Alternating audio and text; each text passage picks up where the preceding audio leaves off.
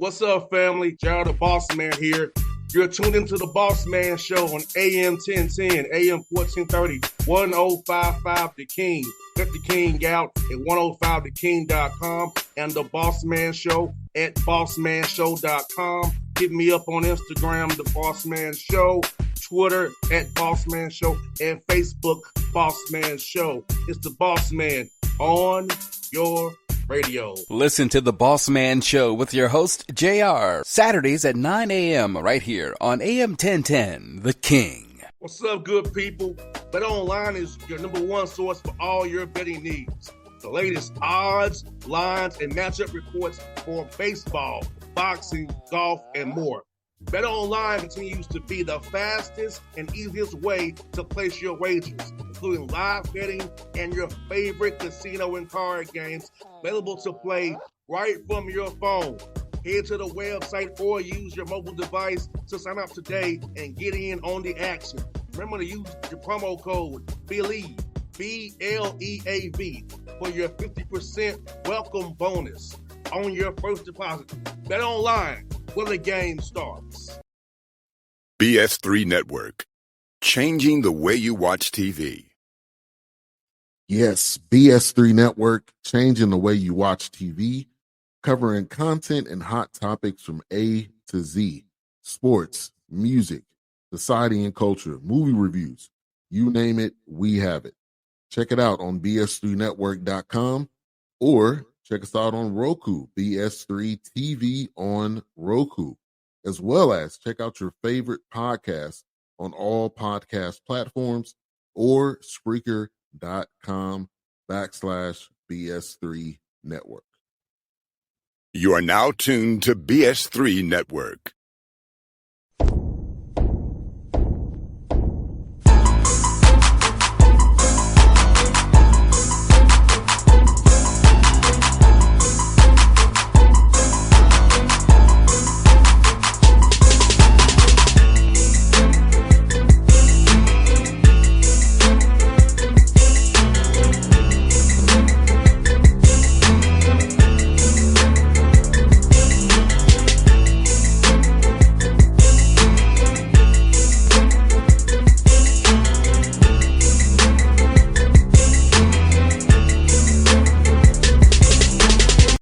Folks who got us special guest on the show, a friend of the show, Coach Keaton, CAU Panthers, right there from my neck of the woods over on the west side of Atlanta in AUC. Coach Keaton, man, good to have you in ATL, man. Glad you're right in my backyard, brother. How you doing, my guy? I'm doing wonderful, man. How about yourself? I'm glad to be back on the show again. Hey, Coach, I'm doing wonderful, man. The hawk season almost over. Got 2 weeks to go almost, man. I'm going to be on vacation until late September, so I'm looking forward to that, Coach. Well, I'm glad you get to have a vacation. Us around here, football has became a year-round sport for us with the transfer portal and the impact that it's had on our new collegiate environment and the ecosystem that we operate in. So it's an ongoing job all year round. Not only do you have to recruit the players that you currently have, you got to recruit some players to help you with the current players you have. And, these new young kids, they do things in silence. They do what you call silent quitting and different things of that nature that you might look up at if you're not recruiting or somebody else talking to them. 100%, Coach. And, man, how is that, man? Like I said, you have a standout player that you know is good, and you might get FCS schools coming after him, FBS schools coming after him. So having to always recruit your guys that you develop and get to a point they show and flashing on film, man, trying to retain those guys. I talk about that challenge as well and trying to make sure that your young men realize that, hey, we poured into you first and really cared about you first. They just want you because of the work we did with you as a young man. Yeah, that's a hard thing. I mean, I think the college football world has turned into the Wild Wild West, and I think it's almost that even Division III, NAIA Division II, we almost became a developmental league for the big leagues, including 1AA. A guy can go showcase his talents at one point in time and fine-tune his craft. Maybe he wasn't recruited out of high school. It drives us to have to recruit those guys. So each one of us are plucking from each level. So it makes it a real hard job to be able to sit in front of that kid who's created some value for himself as a player and then knock the opportunity for him to have the chance to go play at the Division I level. That's every kid's dream. So if one of those guys called them it's almost like, well, coach, what you can do for me? I get a chance to play Division I football. Next man up. That's what you got to do. And I mean, that's what's made it almost a year-round job for us as coaches to make sure that we can horn in on what we have on campus and then horn in what we're trying to bring to campus. And Coach Keaton was also what I look at this Coach Keaton. If you're doing well at CAU and you try to go to maybe the Mercer down the road, you may be a backup at Mercer. And the Island Sky don't lie. If you want to play the next level, you gotta have film on the field. So yes, I'm at Mercer. I may get a little NIL money, but am I really showcasing my talents to be able to get picked up maybe as an undrafted free agent or 7th-round pick, showing what I can do? Because I had the same problem in Tennessee State. So I chose to stay where I stayed at because I feel like I was playing there, right? So when you move up that level, maybe you become a backup. You're not putting out their film for people to scout you off of. Well, you got to think about it. You ever heard the phrase, it ain't what it is and what it looked like? Yes. A lot of our kids with social media has made their lives to be about what it's looked like. And sometimes our parents screw us with that too, because it's easier for somebody to tell their kid, oh, he plays at Mercer. It's embarrassing to say he played at CAU or he played at Albany State and those type places of that nature there. So our parents make them. I've always said, sometime in the black family, it's not good to be second. You're not raised to be second. They want you to be first in everything you do. Well, that's unrealistic in life. That's why it's a process. You're going to start at the bottom and you got to work your way up to it. Nowadays, kids want to be at the top. And so if somebody from the top, whether it be an inch higher than where you at, and I could be the garbage truck rider, or I could be the garbage truck driver. And some of them don't get the analogy when I say, why would I go waste my time just to say I went to Mercer? The player that I'm just using Mercer as an example. No disrespect to Mercer or no other program. I'm just saying, why would I want to go be a backup? Because I'm a fill-in in case somebody get hurt. And no disrespect to them. They got to find players that's got to be backups just as well as we got to find players that's going to be backups, because you wouldn't play from playing with the guy that's a backup. But what they go find is the guy that's been on your field and made dominance and created value for himself, and they take him, and he may not be, in their eyes, ready to be a starter or where he came from, saying that he needs to be developed or whatever more in order for him to play. But the kid buys into that, and then he goes sits on the bench for 2 more years, and then initially has to transfer back to wherever he was from to try to get that last year of playing, on the field. I think it's actually dumb. If I'm going to play and I'm playing and I'm starting somewhere and I've created value for myself at that place, I'm going to continue to try to create value for myself. That's a decision I made, Coach. And, my father talked about it to me. He said, son, you got the right film at Tennessee State, son. You ain't got to go nowhere else. They'll find you. You're talented. Right. You put up numbers there, do your job, run the right route, catch the ball, do the fundamentals I taught you as a young man in the park. You'll be okay. So yes, I had my dad to give me all that wisdom knowledge before it became popular. But he gave me a knowledge about moving up to the FBS level when I was at 1AA. No doubt, brother. And I'm glad and I'm guarantee you happy with the choice that you made. But unfortunately, we don't live with kids that operate that way now. There's no loyalty amongst nothing anymore, meaning that it's about money, it's about clout chasing, it's about, trying to be at the next best thing or whatever is going to make my social media make me go viral. It's not really about the game anymore. And I think, that's why certain coaches stepped away from the game, because, when the integrity of the game becomes in question, it makes you really realize what you're doing. And then when you get a certain age and you get at a certain time, the principles and values that you stood on for years, that's worked for you, no longer works for those kids. You can't do.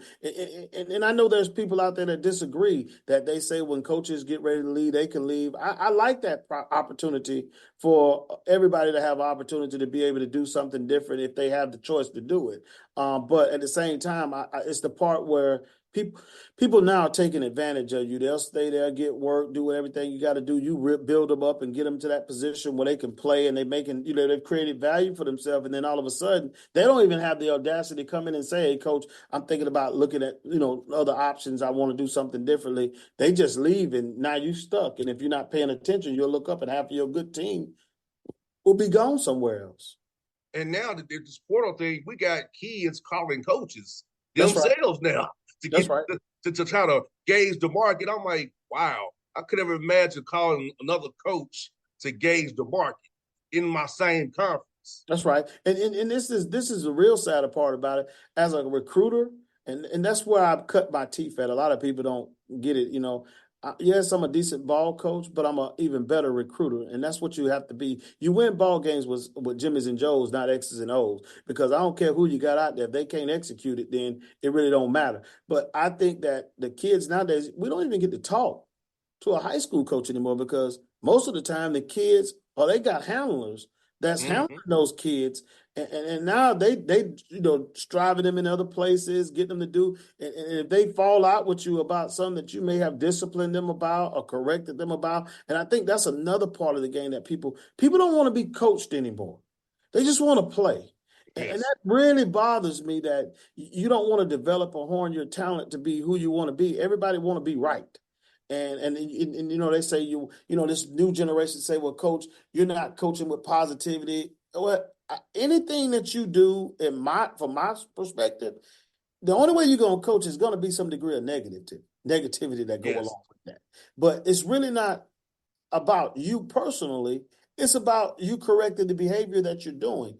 And I think that when kids and parents understand that discipline is a part of the process, I think that we'll understand it. I think they've taken that out of the house. I think they've taken it out of the school systems and everything else. And kids pretty much have way too many choices and challenges, and disrespectful to they don't even have respect for the guys who've made it, who've proven the OGs, the players that played in the NFL, and one of them will say something to them. They so caught up in what they think they're doing that it's embarrassing. The thing that happened to Cam Newton is probably, I don't know all the details about it, but that's so disrespectful for a guy who is, he's played at the highest level, won a national championship, played the position at the highest level. What make you not trust him and believe in what he's trying to do and create an opportunity for you to be in a space and you jump on him?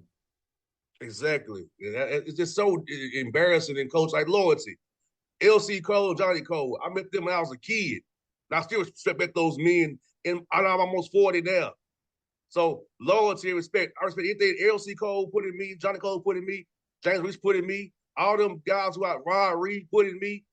I still respect all them brothers to this day because they helped make me the man I am today. There's no doubt about it. They don't believe that no more, boss man. They don't believe that. They don't believe that you make it. And most of them haven't seen a man in their lives.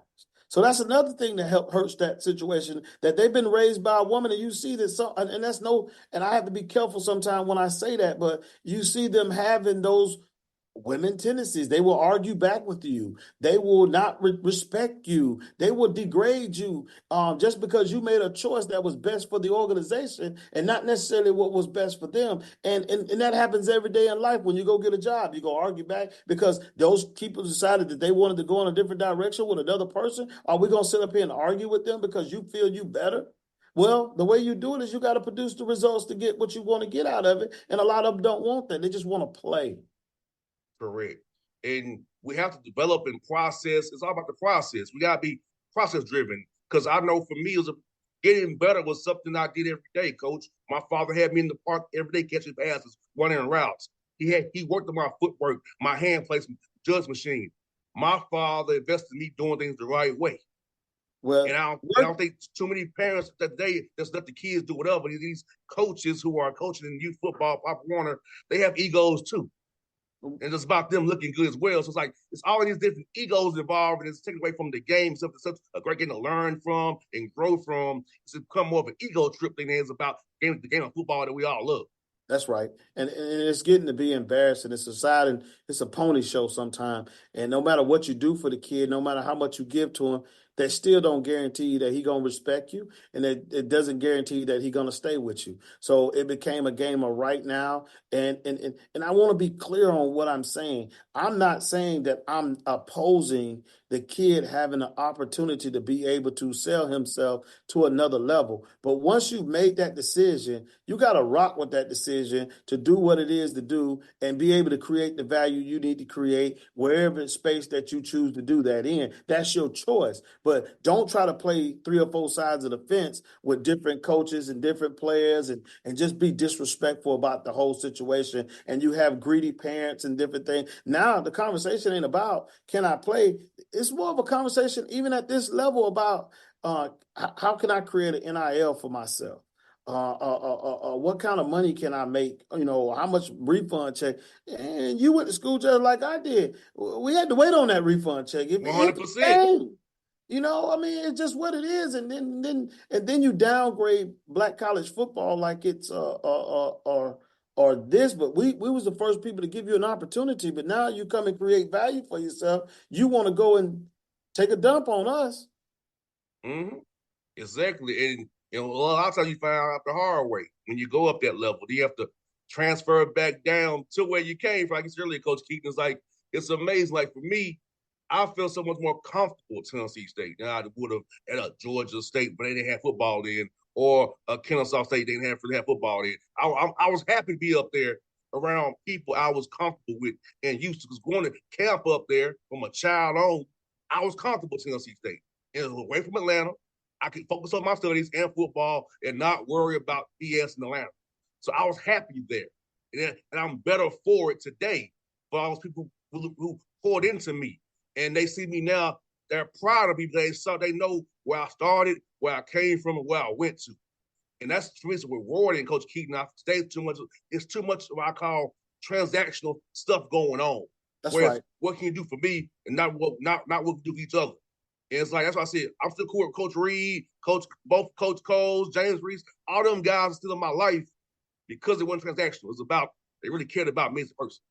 That's what's I think being lost, the fact that people caring about people as a person. Now it's almost making you reprogram yourself to think about, instead of building a program, you're trying to build a team for one season. Like the NFL, you're trying to get a 50-some, 60-man roster and trying to put the best team you can put together. And the next year, that team will not look the same as it looked the very next year. And then everybody wants to be with a winner. So when you start a program like Clark Atlanta, who has a history of losing, it becomes very difficult for you to become a winner, because so many of the kids nowadays only want to go to a program where they believe that it's a winner. So it's a job for me as a coach to have to really, really work hard to try to take something that's historically been a loser and get the best quality players to be able to become a winner, because now I got to work through that process of convincing a person why, out of 15, 20 coaches that's been here that have notoriously lost, why would I come play for a program that's going to lose? Now, that's been an over-challenging situation here. Well, I know how to overcome that. You got to sell yourself. So now it's about the coaches I got around me, about the people I got around me, and about what we going to give to you that's going to be different than any other coaching staff that's been here. So you got to find tricks of the trades to be able to sell them on. It ain't about the institution no more. And I think that some presidents, I think some people, that these kids nowadays ain't really caring about just because it say Clark Atlanta and it's been the prestige it is. They trying to figure out what are you going to be able to do to help me? Not necessarily what you going to do for what they going to do for me. It's more about what are you going to do for me. Exactly. And we let lose, and like I said, CIU is a very historic place, man. And I've spent many days over on campus and over on Brawley there in Heritage. I've spent many days over there in my life, so I know all about CIU history, man. And you are a winner, coach. Like I said, I'm a person that can vouch for you because I know somebody on your staff very, very well. So it's like I can say this is a school of program about winning, because you all are winners and you teach winning. You teach you how to be a man. If you can't handle that, this ain't the program for you, because this is about helping you for 40 years down the road as well. Football and field in the interim, but being a man 40 years later, being a husband, being a father, all of these you all are still a young man is more valuable sometimes than on the football field. I know we want to win games, but how do you handle life after football? That's right. That's key. And I tell you, just like Coach Cole has impacted Joe Life, Johnny, and those guys, I got Coach Cole and Steve Cole here. That's the other brother that you may not know. He the basketball coach at one of the local high schools and won a lot of state championships, a lot of productive football. It's just innate. When you talk about cold-blooded football, you're talking about a brand there as a people. And you're talking about, I got EJ Jr. These guys, they old enough to be my father, but I respect them. They poured things into my life to help me be better. And we all collaborating on this project here, because we all have one thing that we want to do in mind, and that's to win. I don't care if EJ was the head coach, Coach Cole was the head coach, Coach Cunningham was the head coach. They don't work for me. They work with me. And we're going to create something special here. If given the time and the space to be able to do it, we're going to create something special here because all of us have one objective, and that's to win. What's good about it at D2 level, you all have a lot of funding for D2 level to be able to bring in guys who can really help and who really want to be there, man, and get this thing going in the right direction. And talk about how he have an administration who's used to winning. That's something that's very important.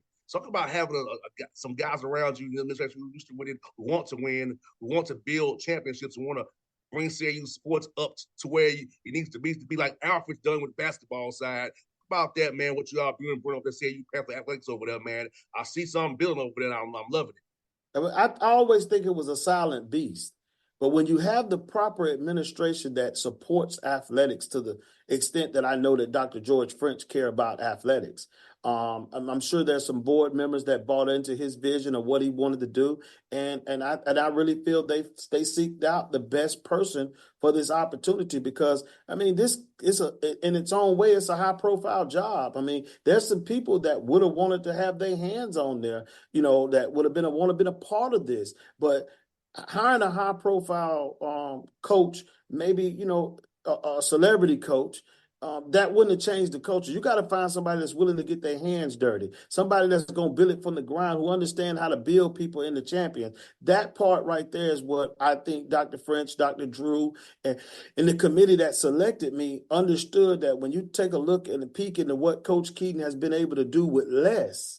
Imagine if we provided the resources for him and the people that he's going to surround himself with to help establish a program that's going to be respected. I think my hat goes off to those people because that means it took some real thought process and some real man, okay, I don't know if I really want to deal with Coach Keaton, but we can get Ed Reed to come over here. We can get Michael Vick. I mean, because it's Atlanta. I mean, these people got some bloodline to Atlanta, but would they really?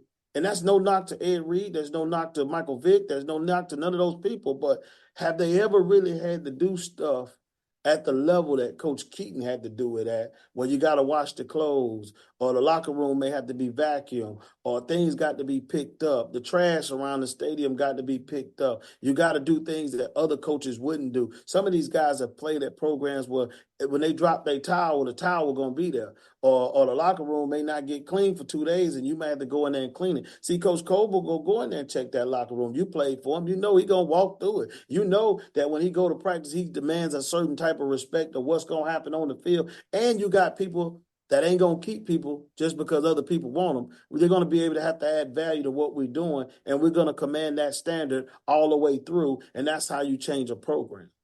100%, Coach. Like you said, it's all about how you carry yourself. And I remember hearing Coach Cole say one time, every motion counts. That's true. Everything you do counts. From going to class, going to the cafeteria, from going to practice, how you play, how you look on the bus, everything you do matters. That's right. And that's what I've always kept with me. And I'll do that now. Everything I do matters. It has to represent me the right way, what I do in the right way. But we have to stop doing things for likes and for momentary, people just having that moment. This world is made of so much of moments. And then you got to have the degree of emotional intelligence to be able to understand and define those moments and make those moments that they're not always going to be positive and they're not always going to be pretty, but being able to build and strive yourself through those moments, that's going to help you become a well-rounded person. Because I think we try to hide and neglect the fact that, you hear them talking about negativity. You ain't this and you always being negative. Well, at some point in time, the world is not going to issue you all great things. I mean, you've grown enough now to know that you want to be somewhere else in your mind, but the Bossman show going to be the Bossman show because you understand that it's going to have some good days, it's going to have some bad days, it's going to be some days you lay on the pillow and be like, man, I don't even know why I keep doing this show. But at the end of the day, you keep going, you keep grinding, you put your face on because you got a vision and that you understand that at the end of the day, I'm trying to achieve a certain results. I wish all the kids were taught that because now we just want it right now or we don't want it at all. And Coach Keaton, people ask me all the time, you could be making so much more money if you would branch out. I said, well, guess what? I couldn't be myself if I branched out. That's right. Because I own this. I don't want to have to be controlled to get a tap on my shoulder. Why are you discussing that today? or why you had that guest on your show. I don't want them problems. I'm content making what I make on my own because That's I right. make it on my own. I don't want the money where I become a puppet. And I hate puppets. So I want to be able to have you on my show today by having to ask somebody. I talked to Coach Keaton today. He's a CAU and after get it approved. I asked myself and it's approved. You know what I I'm saying? love it. I love it because I posted something on my page the other day that I heard from the comedian Country Wayne. He said, a man that don't have a plate when he go to the table will do anything for food. Oh, it's powerful what he just said there. Now, people don't realize, don't go to nobody plate, nobody table without a plate. So you need to be able to bring something to the table. What you're doing now is creating value for yourself, to creating a plate that when you go to the table, somebody gonna bite what you're selling. But when you ain't got a plate and you go to that table, you got to be controlled about what you gonna do and what you can't do.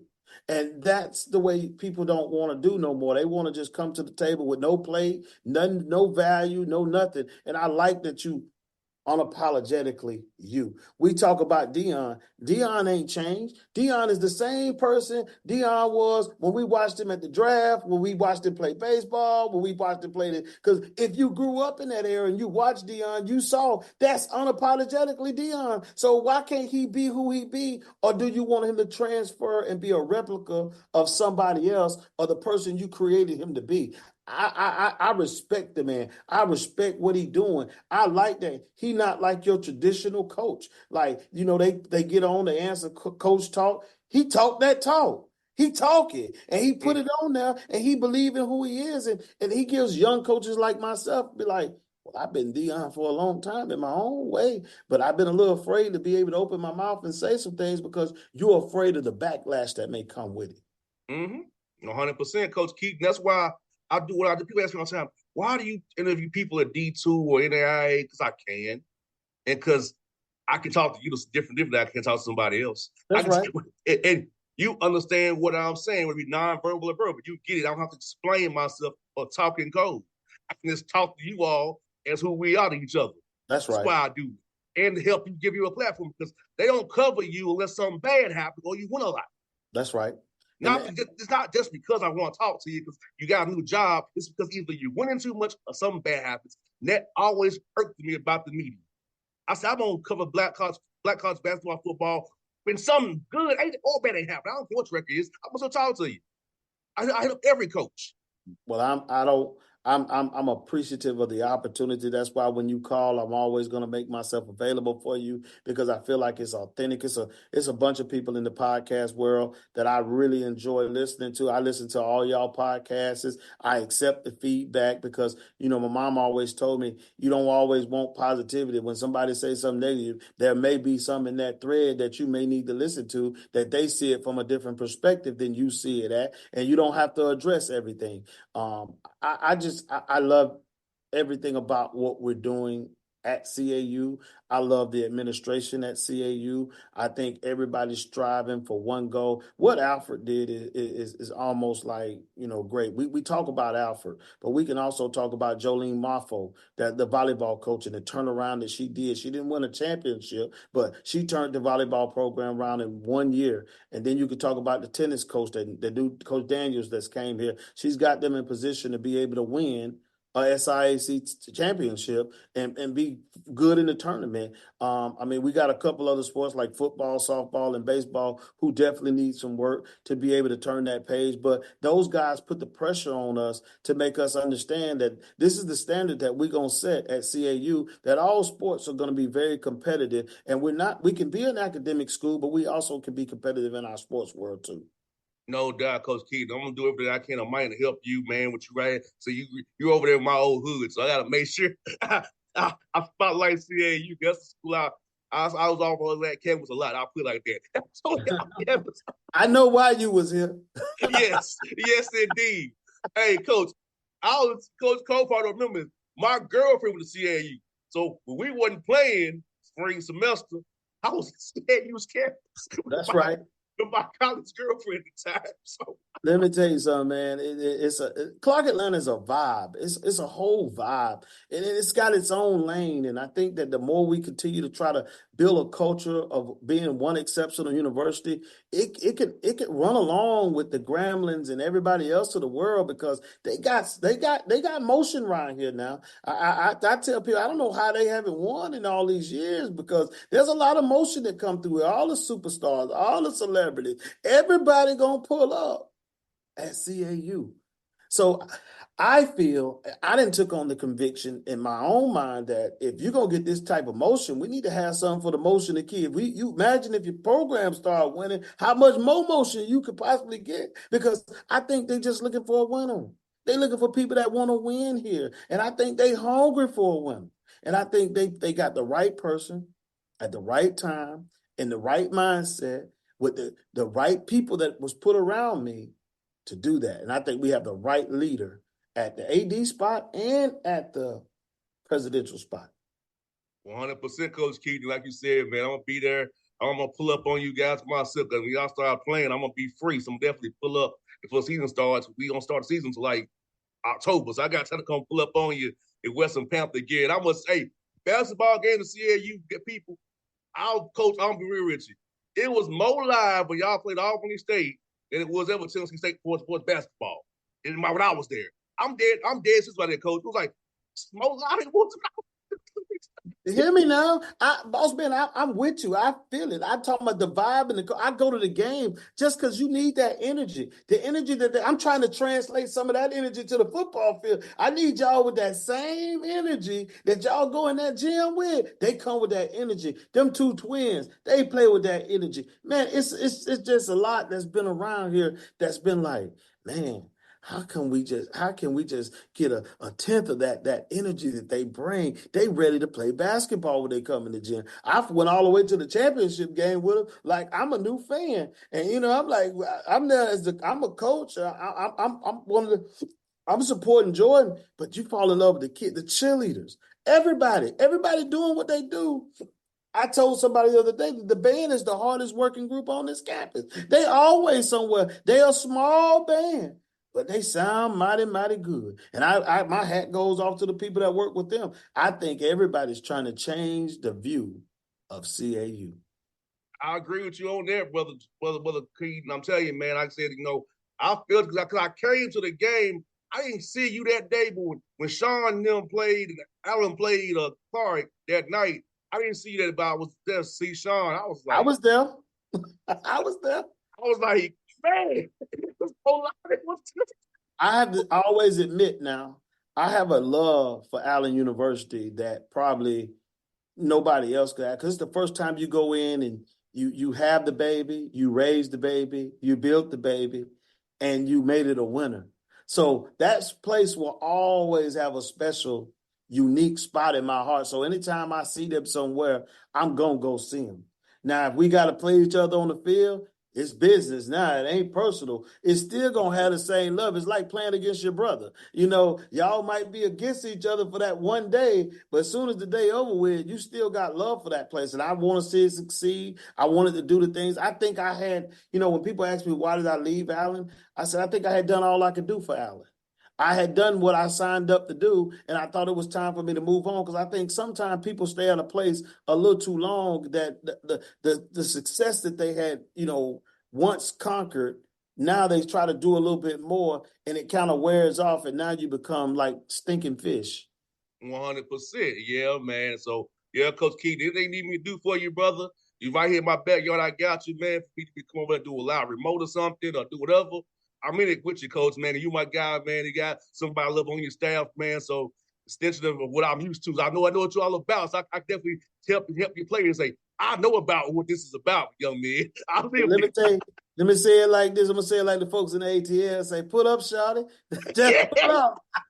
I sure will, Coach. I sure will, folks. That's Coach Keaton on the Bossman Show. City Panthers, get with them and get left, folks. See you in the house, baby. Thank you, my brother. I appreciate y'all having me. Anytime, brother. BS3 Network, changing the way you watch TV. Yes, BS3 Network, changing the way you watch TV. covering content and hot topics from A to Z, sports, music, society and culture, movie reviews. You name it, we have it. Check it out on bs3network.com or check us out on Roku, BS3 TV on Roku, as well as check out your favorite podcasts on all podcast platforms or Spreaker.com/BS3 Network. You are now tuned to BS3 Network. What's up, good people? Bet Online is your number one source for all your betting needs. The latest odds, lines, and matchup reports for baseball, boxing, golf, and more. Bet Online continues to be the fastest and easiest way to place your wagers, including live betting and your favorite casino and card games available to play right from your phone. Head to the website or use your mobile device to sign up today and get in on the action. Remember to use your promo code BELIEVE, BLEAV, for your 50% welcome bonus on your first deposit. Bet Online, where the game starts. What's up, family? Jared the Bossman here.